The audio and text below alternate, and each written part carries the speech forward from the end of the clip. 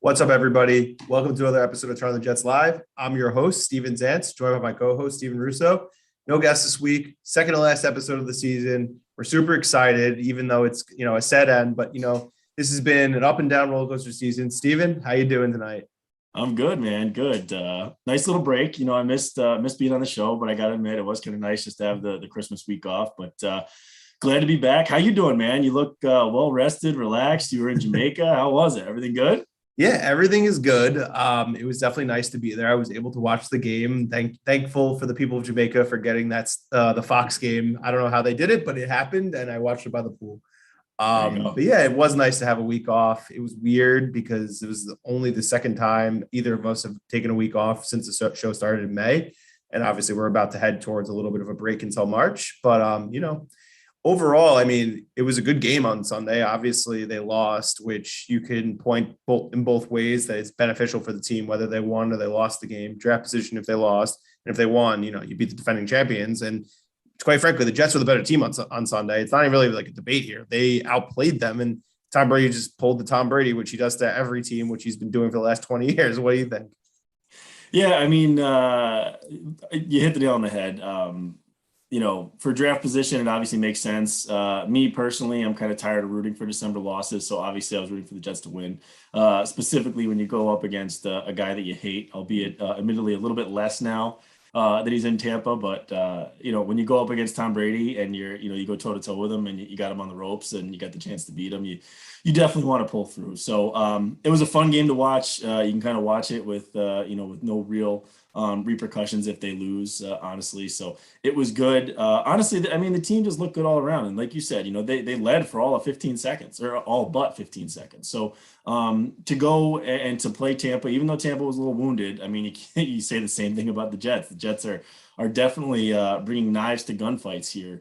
And it's not easy, but to hold their own and hold that lead for as long as they did and to have a chance really to put them away outside of a bizarre, play call, miscommunication, whatever you want to call it. I know we'll probably dive deeper into that later in the show. But to have them on the ropes like that and to be able to go up against the defending champs being as undermanned as they were and have Zach hold his own, the defense looked good for a change. It was nice. It was nice to see. And I think once that game was over and you sat back for a couple of minutes, you realize that this is ultimately it's a good thing. And you're seeing the progress not only from Zach Wilson, not only from the coaching staff, from the entire team. And that's where you kind of see the foundation and what Robert Saleh's vision that he's been preaching for so long. You can kind of see that coming to light now. And I think there's a clear path for the offseason and what they have to do. So all good things, man. I think when you look back at it, probably best case scenario, what happened. Zach looks good, goes toe-to-toe with Tom Brady, and ultimately the Jets still lose, maintain their draft position, and still have 4 picks in the top 38 now. Yeah, I mean, listen, obviously winning that game would have been a really cool feeling, especially because it's probably the last time Tom Brady's ever going to play the Jets in his career, and it would have been nice to get one last laugh with him. I'm happy Brandon Eccles got that autograph because I think that was just a cool feeling. He's one of 200 people in the history of the NFL to pick off Tom Brady. So why not? But yeah. I do want to start with Zach because he's obviously been a big topic of conversation because of the 4th and 2 play. We can talk about that later, but I want to just talk about how he performed. And this was his best game from start to finish, and it's not even close. I mean, obviously the stat line is not going to, wow you because he threw for, 240 yards. He had a touchdown. But it's what you were seeing him do throughout the game. He looked comfortable. He was trusting his reads. He was hitting every short throw that we were complaining that he wasn't making. He made some eye-popping throws, specifically that one play to Berrios where I don't even know how he got that ball in the window and Berrios catching the ball. And also that play to Keelan Cole, which got tackled at the 1 yard line, which was such a nice throw. And it was just so frustrating. But this is the best he's looked since he put on a Jet uniform. I know the Titans game was a lot of flash, but this was a better game because it wasn't just a couple big plays. The whole game, whenever he was out there, he just looked comfortable and he was just executing. It's this is what you want to see. This is the progress you want to see. And most importantly, he's protecting the football. 4 straight games without interception. And I think he has 1 fumble in that 4-game period. So it's that's something that's not really common for rookie quarterbacks. Typically they throw a lot of interceptions because they don't realize the windows that they cannot hit because the NFL guys are faster and smarter and they just know how to read quarterbacks who don't know what they're doing. And I just got to say, I'm really happy to see what I saw on Sunday, and I'm really excited to see what he could do against another good defense next week.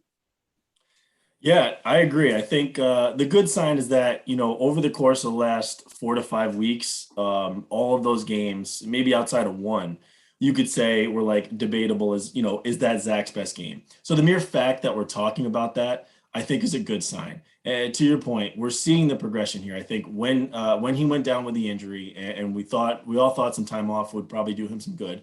And we said that when he came back, the two things that we probably like to see improved upon the most were one, eliminating turnovers, and two, starting to hit the layups and hit the short throws and be better at that.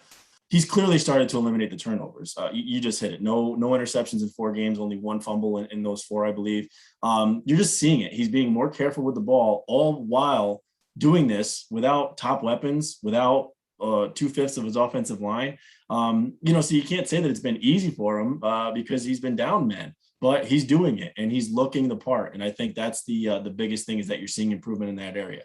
While I do still think the second thing of being able to hit the layup still needs to improve, you can see improvement and progress that's been made throughout the course of the last 4, 5, 6 games. He's not missing the wide open screens like he was that we saw in the Atlanta game in London, where he missed Jameson Crowder, which would have probably been a touchdown, or things like that. There's still improvement there. I think he missed Croft, I want to say last week on an easy screen, but that's debatable as well. So you're seeing the improvement, and honestly, you're seeing the improvement from the overall offense. I mean, you can't give enough credit to Mike LaFleur and what he's done, and the way that he's gotten Zach to kind of get in a groove early in games, to get him in a rhythm, to be able to have success throughout the game. And I think that's Mike LaFleur. The fact that some fans were calling for his head in September is just crazy. You talk about the most improved Jet, regardless, either player, coach, you got to give it to him, right? So outside of that, I just think it's good to see Zach and the progression that he's made. And to be honest with you now, he has kept us in games, whether we've won or lost, outside of really New Orleans in the last 6 weeks. They've been competitive. And going up against Tom Brady and the groove that he was in, and how he was playing, and I think it was nice to see that he had that confidence. So even though the second to last possession, they went 3 and out, when they got the ball back up 24-20, what did he do? He marched down the field. He had them in position, had them on a 4th and 2 inside the 5 or 10 yard line, whatever it was, with a chance to win the game. So I think that's a learning experience. I think they'll be able to build on in the future. Situational football that, he'll know for next year, the coaching staff will know for next year, but all of these things are good signs, and you can see the progress and the trajectory, and that it's pointing in the right direction, not only for Zach, but for this young team. Definitely. And listen, we'll talk about now just the 4th and 2 play, because it's obviously been a big topic of conversation, because there's been some remarks made about Zach, how it's like a character issue, that he was trying to be the guy with the glory, which I strongly disagree with. Granted, I'm not talking to anyone specifically in the building right now, but I've obviously heard from people and stuff like that. But to blame him and say it's a character issue is one thing, but he made a mistake. Rookies make mistakes. I mean, I wrote this in my article this week, that does anyone remember when Trevor Lawrence spiked the ball when he didn't need to against the Jets? That happens, especially for young quarterbacks. So it's like, he made a mistake. We clearly saw that if Barrios had that ball, they probably win the game. And it sucks, because that would have been such a good feeling for Jets fans, because there's been so much pain in the season, but you want to see progress, and you want to see like where we're headed in the future, which I still believe is very bright. And I'm excited for 2022 as we close out this season and go into next. But I just don't think it's fair to him to be like, his character issue, he's selfish. He just wants to score, get the winning play. It's like, guys, he's a football player, man. He just wants to win the game. I don't think he cares about how it's done. I mean, if he cared so much about that, he'd be forcing a lot more, which he stopped doing. Now he's just trying to execute the offense the way it's designed. And you're seeing that every week for the last month. So I just don't like how, Willie, Bart, and Leger were saying that. It's just lazy. And I feel like it's just for attention. And like, you got to love what Costello wrote in the Post. He was saying about Bart Scott, how, he had character issues, and he wasn't saying anything about Willie or Leger, but like, come on, man, like, it's stupid. And you work for the Jets, and you're supposed to be a guy who's like, supporting the Jets, and you're putting that stuff out there. It's just stupid. Like, what's the point of that? It's definitely frustrating, especially because, I mean, those guys were great Jets that we absolutely loved, when they were playing. They had nice careers overall, but definitely, in the green and white. So it puts a damper on it, really, which is disappointing. And for Bart Scott to come out and say, after one play, that that defines who Zach Wilson is and what his character is like, and that he's a selfish person because he wants to get the glory and he wants to make that first down against Tom Brady and, come up and pound his chest and all that stuff. I can't see how you could have a definitive answer on what Zach Wilson's character is, not knowing him, and B, just from one play. So it's just disappointing overall, honestly. And I can't pretend to know what the reasoning behind it was. But I think with these things, usually, where there's smoke, there's fire. And at this point, there's no smoke. Everything that we've heard about Zach Wilson from people within the organization have nothing but good things to say about him, that he's a great teammate, that he's a hard worker. And so this just, kind of to your point, just reeks of, wanting to make a point, wanting to, get clicks or get likes or whatever, get views, whatever that may be. Because I think it, I'm not in the organization. I don't have sources either, but I think this just couldn't be further from the truth. And it's just kind of disappointing that's, where we landed after a rookie mistake on a 4th and 2 call. That was a miscommunication. And that's what it was. Life is full of miscommunication, no matter what your profession is. It's just stupid. And, if Zach had such a character issue, CJ Mosley won MVP of the team and, so much praise from the team today. He quote tweeted saying, he's like, I'm lucky to have this guy coming into the league. He's so valuable to this team, and I'm so thankful to be playing with him. He doesn't have to say that. He could say that if he wants, he doesn't have to, and he said it. So let's put that away. I mean, listen, if things happen in the future and he says things, he always handles himself like a professional. Whenever he speaks to the media, he's never said anything like he's coming off conceited, which is what people thought because he grew up in a wealthy family, which is stupid. He's allowed to have success as a football player. I mean, he's got to prove it on the field, but his past aside doesn't mean anything. He's his own person. You know what I mean? Yep. Absolutely. I just, everything the kid has done since coming on board here, since being drafted, reeks nothing of having any character issues. So I think Bart, Leger, Willie are way off base. Listen, you can get mad at the play call you want. You can get mad at the coaching staff, which I was. Yeah, exactly. For even having that as an option. And I think, I tend to trust Robert Saleh probably too much. And he came out and said, listen, it's on us to eliminate that as even an option. But from what I understand, it was, read the defense. If the A gap's open, you take it. Granted, it was a 4th and 2. Zach probably should have known better. And hindsight being 2020, you hand it to Braxton there, and it looks like he's going in, and the game's over. But it's, there's no one's going to look back on this game 3-4 years from now, when something good or bad happens for the Jets and say, well, it's because of this moment right here where the Jets messed up on that 4th and 2 call. The season's over, the win or loss, it doesn't matter. It's a learning experience. I think ultimately the team will be better for it. And let's just try to put what SNY and the post-game show was saying in the back burner and let it be in the rearview mirror. Agreed. I want to move to another area of the team that you kind of touched on a little bit, but we got to give a lot of credit to the offensive line. There's been a ton of injuries. Obviously, Becton hasn't played since week 1. Fant left the game early, which doesn't seem like an ACL, which is good because that means he'll be healthy probably by the time training camp opens. But you got to give a lot of credit to LDT. I mean, he has been a revelation for this team. I memean, think about this. Joe Douglas traded Daniel Brown, who's back on the Jets, for LDT, who granted, I don't know why. I know the Chiefs reshifted their entire offensive line. He hadn't played in 2020 because he opted out to actually help in Canada with the hospitals for COVID. And ever since the Jets got him and put him in the lineup, they're number 2 in the league in yards per carry. And you could see the difference. The Jets couldn't run the ball. They were getting 60 yards every week. Now they're actually going over 100, and it's really helping balance out the offense. And I think that was a huge issue early on, why we were seeing such offensive ineptitude, because they couldn't establish the run. Now they're more balanced. And now, with this blocking, it's been great. I mean, AVT is just a stud. You see every week, he's just always mauling people. I know he pancaked some guy and they posted on Twitter today. It's awesome. And I want to tip my cap to Dan Feeney. And I know when we had DJ on a couple months ago, he was saying, he's like, Dan Feeney's so bad that's why they keep putting GVR out there. But you know what? He filled in for Connor McGovern and he didn't get blown up. He actually looked pretty good. So I got to give him a lot of credit. I know we'd make fun of him, but the mullet actually was cool and he actually played well. So we got to give credit to the line. It's been awesome to see. And I hope Fant's healthy. I hope that they bring him back, which I would imagine that they would because his contract is reasonable with the team option. But it's just nice to see that, Zach had a lot of good protection as well on Sunday. I think he was sacked once. Yeah. And kudos to Dan Feeney, like you said, and no easy task in front of him either, going up against Vita Vea and Ndamukong Suh, which that's a hell of a Sunday. So he came in, filled in nicely.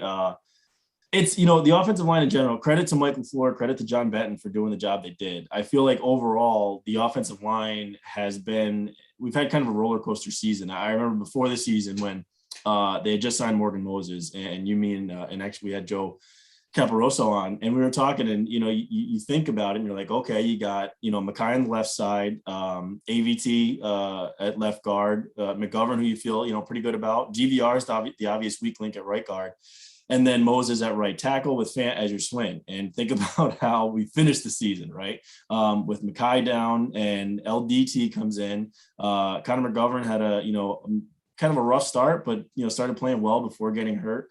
So overall, I mean, this unit has been very impressive and getting, much like Zach Wilson, steady progression, and those two are obviously correlated.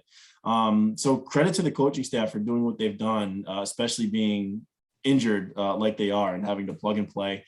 Credit to Joe Douglas for getting LDT the way that he did and for plugging him in, because clearly, like you said, the running game has been outstanding since putting him in the starting lineup. And I got to say, I mean, definitely from the offensive side of the ball and let's back it up, from a whole team standpoint, I'd say it's really close from, like, if you're going to ask what your most impressive unit has been, outside of maybe the young cornerback group, I think it's definitely the offensive line. You got to be happiest with them. It's crazy to say that, because you really thought it was going to be a weak link, and especially considering the injuries they've had. So kudos to them. They've played their asses off the back half of the season, and it's been shame that Michael Carter got hurt, because I think that was a definitive blow to the offense. He looked like he was primed for a huge day. But it's just like with the rest of it. You see that they got something cooking here, and I don't think that this unit is set. I think there's still work to be done in the offseason, but again, it's one of those things where you can kind of see the foundational pieces. So it'll be interesting to see if they bring Morgan Moses back. I know, George Fant before he got hurt, but he anchored down that left side. So we'd be hard pressed to just give that back to Mekhi Becton come next year. So it's going to be interesting, but at least you can see pieces that you can rely on here for years to come. And I think LDT is a piece, and we'll see if they bring in another guard, albeit a veteran or a rookie. But there's work to be done still, but you can see where this unit is steadily improving, and hopefully that can build to 2022. Yeah. If I had to guess today, and obviously there's a lot of time, we haven't had free to the draft, I think the line next year, assuming there's no injuries going in, will be Fant at left tackle, AVT at left guard, a new center. I don't know who it'll be, but I think they'll either trade for somebody or sign for someone in free agency and cut Connor McGovern. And I think it'll be a toss up between LDT and potentially either a veteran or a rookie at right guard, and then put Mekhi at right tackle. I don't think Moses will come back. I think that they want to see what they could do with him, with Mekhi, putting him at right tackle, because Fant really has earned the playing time. And it's crazy to think we all laughed at that, because in the 2020 free agency, when it was like the heart of the pandemic and nothing was going on, we just wanted the Jets to do something. The first move they did was sign a converted tight end who started playing a swing tackle for the Seahawks to play, right tackle for us. And he's ended up becoming a really good Jet. So we got to give him a lot of credit. And that was a good move by Joe Douglas. He seems to have a pretty good eye for offensive line talent. Yeah, absolutely. I mean, it was kind of odd because us in Seattle kind of had a swap of tackles there. I know they signed Brandon Shell when we took George Fant, but I think we won out in that deal. I think George Fant has definitely been impressive. He was a solid starter last year, and he's been more than solid this year, especially filling in for Mekhi on that left side, which is something that he wasn't slated to do. So definitely impressive. I think you're probably right, because I think Moses, as much as he says he wants to be back, I'd be hard pressed to see him come back without a guaranteed starting role. And I think that's why I think they'd love to bring him back, but I think that they want to see what they have in Mekhi if they put him on the right side, and they feel comfortable leaving Fant on the left side just because of the way he's played this year. Yeah. And, from fans' perspective, selfishly, obviously we'd love to have Moses back just because you want that depth is depth. Because exactly. And Mekhi Becton has proven that he can't really stay healthy. So, if you roll into next year and Mekhi gets hurt and then you end up with Fant and Moses again, bookending Zach Wilson, then totally fine with that. But we'll see how it shakes out. But it's going to be, at least you see the pieces there. It's not a complete question mark like it was last year. So we'll see what happens in the offseason, but it's like every other position group, man. It's going to be fun and exciting. Definitely. I want to play a game with you here. So let's just do New Year's resolutions for the team. So I want you to have one goal that you want the team to achieve, I guess, from now until the start of next season. Like, what's the one thing that you're hoping that they can do? It's like, I guess, to improve the team. It's a little bit different than the Christmas shopping. It's more about just like, maybe it's like just changing a philosophy or just something that you want them to do. I'll go right with that. And I think Joe Douglas, my wish would be for Joe Douglas to change his free agent philosophy. I think now this year is the time to do it. I think he is typically the type of guy that sets a value on a guy and doesn't go above that. I think he treats it as if it's his own money and he wants to save and penny pinch and really conserve and build through the draft, which I think is fine under normal circumstances. But I think, I've mentioned it like 20 times in the show already. You see the foundational pieces here. Now's the time to go all in. And you have to be a competitive football team that's in the hunt in December next year, that's vying for a playoff spot in December next year. And the only way to do that is to marry those two philosophies, to build through the draft and build through free agency. So I would love to see him go, open up the checkbook, go hard after guys like Dalton Schultz, go hard after players and playmakers that'll turn this defense around. Because I think if I were to say now, that would kind of be my philosophy, is to go hard in free agency on defense and go hard in the draft on offense. But it's got to happen with Joe Douglas kind of molding his approach to being aggressive in free agency and going out and overpaying, because honestly, the Jets tax that we all speak about, it's there, but you got the money to spend, man. You got the draft capital. And I hope I'm not stealing from you with this, but Joe Caparosa has mentioned it a bunch too. Veteran trade swings. You got draft capital too. See who's available on the trade market. Make those swings. Get a Brandon Marshall from 2015. That type of trade. That's got to be out there. Santonio Holmes from back in the day, I think they gave up a 5th rounder for him. Those are the types of trades that you have to be scouring the market for to find out, which teams are in the red, who needs to offload some contracts, and who's got playmakers that are available for a 4th or a 5th or a 6th rounder or whatever. So I guess it would, to answer your question simply, be Joe Douglas to somewhat change his offseason philosophy and go hard after veterans, whether they be free agents or through trade. Yeah, definitely. I mean, my thing was kind of a little bit like yours, but it's more draft focus. It's like, I don't want him to think just because you've addressed offense in the draft, heavy the last 2 years in the early part, it doesn't mean that you shouldn't do it again.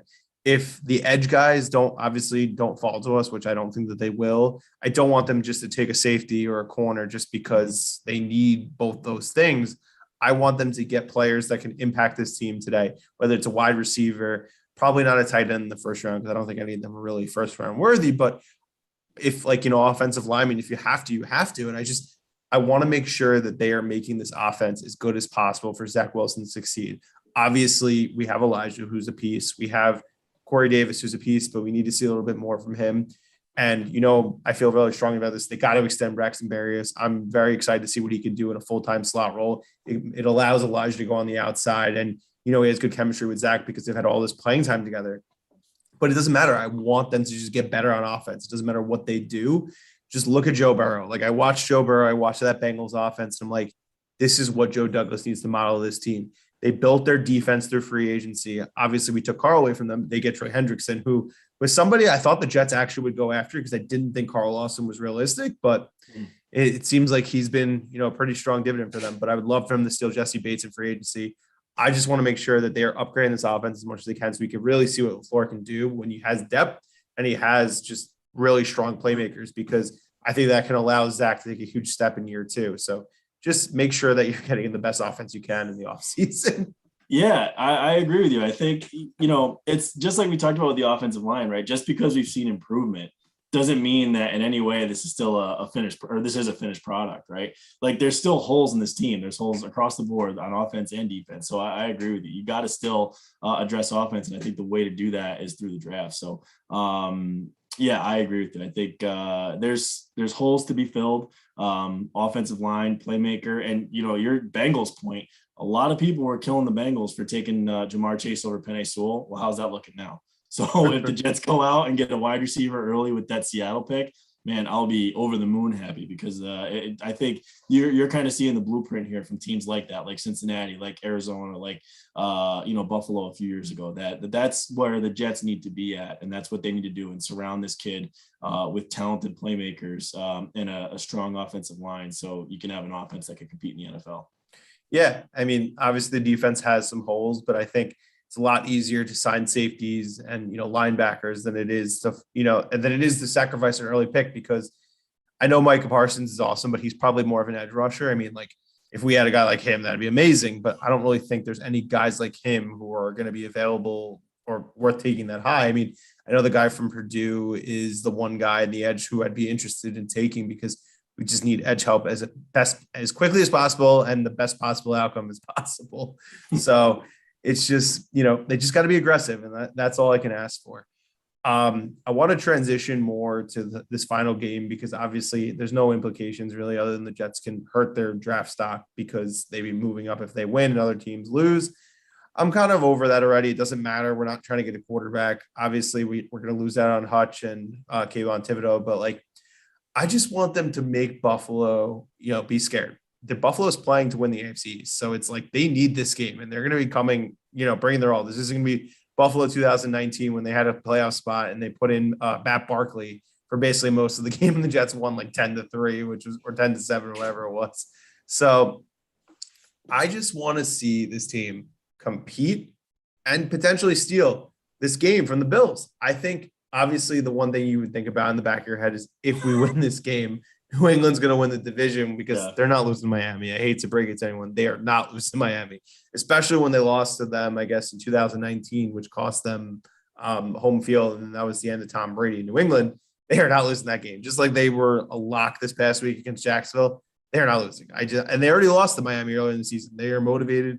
But for me, just to steal that AFC East win and just show that, we're coming, that would just be awesome for me, just to see Zach play well. Because remember, they were worried about bringing him out too early with Miami and Buffalo when he was coming back from injury, because their defenses were more physical. Like show them what you did against Tampa, against that defense, because Tampa's defense is really good too, even though they're banged up. So I just want to see, similar to what we saw, because last week was the perfect game for this season. It was like the Jets look really good. It was against a good opponent, and they lost at the end. Like if they lose in the end, whatever. But like if they lose on a last second field goal, like then I'm happy. Yeah, I agree with you. I would love to see at least a competitive game and these young kids fight. And there's no question they're going to fight. I mean, they're going to come out and they're going to play their asses off. I don't think it's one nice thing about this season. I don't think anybody's laying down, which is good. And that's a definitely a nice and welcome change of pace from the past regime, past few years. I think historically speaking, this screams a letdown game coming off an emotional loss where they punched above their weight class, probably should have won, well, definitely should have won, and ended up, losing. And now they're going to go on the road to Buffalo, tough place to play. Buffalo in January. I think they're expecting like 2 feet of snow right now as we're speaking. And play a hungry team that's playing well, playing for the division. That screams letdown and blowout. But I hope they can be competitive, and I hope they can kind of go, punch for punch with Josh Allen. And it'd be nice to see Zach Wilson and do some things versus that defense and hang in there. I don't expect the game to be particularly close, but if they can, keep it close for a quarter or two before letting up, and where Buffalo just becomes too much, then that'd be, good to see. And as long as they score a few points, don't let it be like a 38-3 blowout where they're just not in it from the get-go. I think I'll walk away happy with that. And I think overall you'll see just progress for this season, and it'll give us, time to look forward to our Super Bowl, which is the March through May timeframe for us. Let's hope this time next year that when we're heading into free agency, it's not like this is our Super Bowl. Let's just add the pieces we need to really become a threat in the AFC and potentially the Super Bowl. Exactly. I know that's crazy to say when coming out, but things change fast in the NFL. I mean, the Bengals literally were not good last year, and look at them right now. They just won the division. Anything is possible, and I just want us to be in position. But I don't disagree with you. I think it could be a tough game for the Jets, especially. It's like emotionally they played their hearts out, and they still came up short against a really strong opponent. But the one thing I will say is it is a division game, and they always tend to be closer than they should be, especially if there's like a huge gap in talent. But I just want to make Josh Allen's day a living hell. He did not play well against Atlanta. I know they won, and they won by, I think, by 14, but he was like 11 of 26. He had 3 interceptions. I know he had 2 rushing touchdowns, but like the formula is there. Atlanta does not have this like really strong defense, but they were able to make him make mistakes. And I want to see the Jets do the same thing, like just force some turnovers, make them get scared. I mean, let's just be the frisky team. That was what I was saying heading into the season. Be frisky. We were frisky last week. That's what I want to get. Just the same level of effort, the same, result. Like even if they lose the end, it's fine. Just get to that point, make them get scared, and it'll show us what we're going to see as we head into next season. Yeah, I think the blueprint on Buffalo, I mean, they're a good team, obviously, but it seems like Josh Allen's got to play hero ball for them to win. So if you shut down Josh Allen, which is no easy task, I mean, he's better than any one of us could have expected. He's better than I thought he was ever going to be, because I was definitely in the anti-Josh Allen camp in 2018. But guilty. He is. Yes. He's a legitimate quarterback. I mean, he's top 5, top 7, whatever you want to call him in this league. But you make him uncomfortable. You keep him in the pocket, keep him from scrambling. That's going to be the key to this. And the Jets, Tom Brady's a way different quarterback than Josh Allen, but for the Jets to come out and play the way they did against Brady and the Bucs, albeit, Brady being down a couple of weapons, like he's still Brady. And that's impressive. That's impressive for them to do. So if they can have a little bit of that against Buffalo and against Josh Allen, I think, maybe they hang in. So we'll see how it goes. Like you said, I hope it's not a blowout. I hope they can kind of keep it close, but we'll see. You want to get into game predictions for week 18, which is weird to say, but it's so weird, but like it's kind of awesome at the same time, because I know we're slowly creeping closer to having the Super Bowl and President's Day weekend, because I feel like they may add another game and then we're really cooking here. But yep. I'm gonna say it's gonna be 28-17 Buffalo. They still lose by double digits, but they covered the number because I think it's up to 17, which I think is crazy to say after the Jets really showed up last week. I know they're going on the road. I know Buffalo really needs these games. Vegas is anticipating that it should be a pretty easy game for Buffalo to win, but I'll go back to my argument before. Division games are tough, and you never know in the NFL. Things could happen. I know people are hoping the Jaguars can maybe steal a game and beat the Colts, and then causes a complete chaos, because then you have all that stuff with the Raiders and the Chargers, because like apparently if they both tie and that happens, they could just literally both make the playoffs, which would be so funny because it'd just be like a kneel off. But I do think the Jets lose. I'm not going to pick them to win. It's not realistic at this point, even coming off a pretty impressive performance against Tampa. But I think it'll be entertaining, and I think Buffalo will pull away midway through the third quarter. First half will be in the game. I just pulled up the weather here for Buffalo on Sunday. So it looks like 40 degrees with a rain turning to snow and 20-mile-an-hour winds. And the game got moved to late, which is like prime time for the Jets nowadays. So that's awesome. But yeah, I agree. I think the game will be semi-competitive. I think ultimately the Bills pull it off. I'll say 31-21. But I think ultimately we see the Jets and Zach Wilson look good again. Hopefully Elijah Moore comes back. I mean, I don't want to risk injury, but I'd like to see Elijah and Zach and Michael Carter back out on the field. I mean, what have you got to lose the last game? So I think the Jets will finish the season 4-13, but with clear signs pointing in the right direction. I think Zach looks good. I think the defense comes to compete again. But ultimately that Bills offense and Josh Allen was just too much for him to handle, and they lose by 10. All right. We both kind of feel similarly. It's like they'll hang in there a little bit, but probably end up faltering in the second half. Should we talk about Antonio Brown just making a fool out of himself? I mean, just the craziest thing I think I've ever seen watching a football game. I thought so when I saw it on the screen, because I was watching it outside and there was no sound. I thought it was, first of all, I thought it was a fan at first, and then I realized he had like the pants on. And then I'm like, it looks like Antonio Brown. I'm like, is that pregame? And they're just showing this. And then I'm realizing it's literally happening right now. And I was reading this whole thing, how apparently the security people were going to try and tackle him, but then they realized he's a player and they can't do that. And it was the weirdest thing ever. And the fact that the Bucs haven't cut him already is just hilarious. Yeah, I mean, it was, it's insane. Definitely the craziest thing I've seen watching football, definitely watching a Jets game.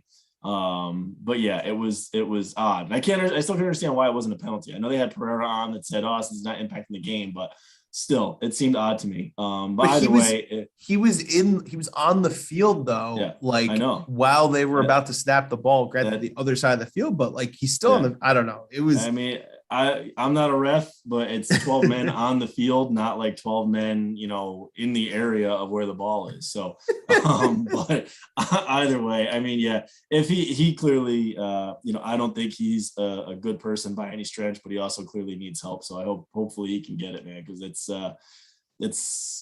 been a rough couple of years for Antonio Brown. Definitely. Yeah, it's it is what it is, and it's just really bizarre that they said he's done as a Buccaneer, but he's still on the team 3 days later, whatever it's been. So it was interesting. I'll say that. Yeah, I mean, definitely. the game was interesting in itself, but then that just added a whole nother effect to it. And I was just like, what is going on here? But yeah, any other closing thoughts, Steven, before we wrap it up? No, man, I am honestly, it's been a wild ride, I think, from May to now, all the offseason stories, post draft and us starting off on the schedule release night, which was fun, and then going through this roller coaster of a season and recapping wins against Tennessee and Cincy and how fun that was. It's been awesome, and I really I enjoy the show, and definitely looking forward to a little break. But I think you and I are going to pop on here and there, as things happen, and news breaks, and maybe we'll do some individual things, short little clips or whatever. But keep for the listeners and the viewers, keep your eyes on the lookout for more things to come from not only us but the rest of the TOJ crew. A lot of things coming, and definitely going to be worth keeping your eyes out for.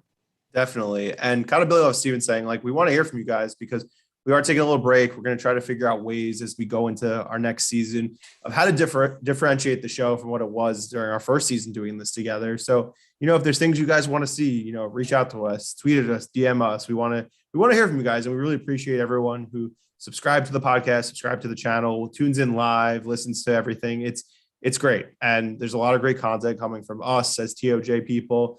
Badlands, which I'm sure most of you who listen at this point probably are Badlands people because you follow us already. But like I said, don't forget to subscribe to our channel, youtube.com/Turn-the-Jets-TV. Make sure you subscribe to the podcast feed, whether it's on Spotify, Apple, or Google Play. And make sure you sign up for Patreon because Badlands is the best right in the offseason. That's where Joe and Connor own everybody in terms of Jets content in the offseason. So make sure you get there. And we just appreciate everybody. It's just been so much fun. And, one last ride next week before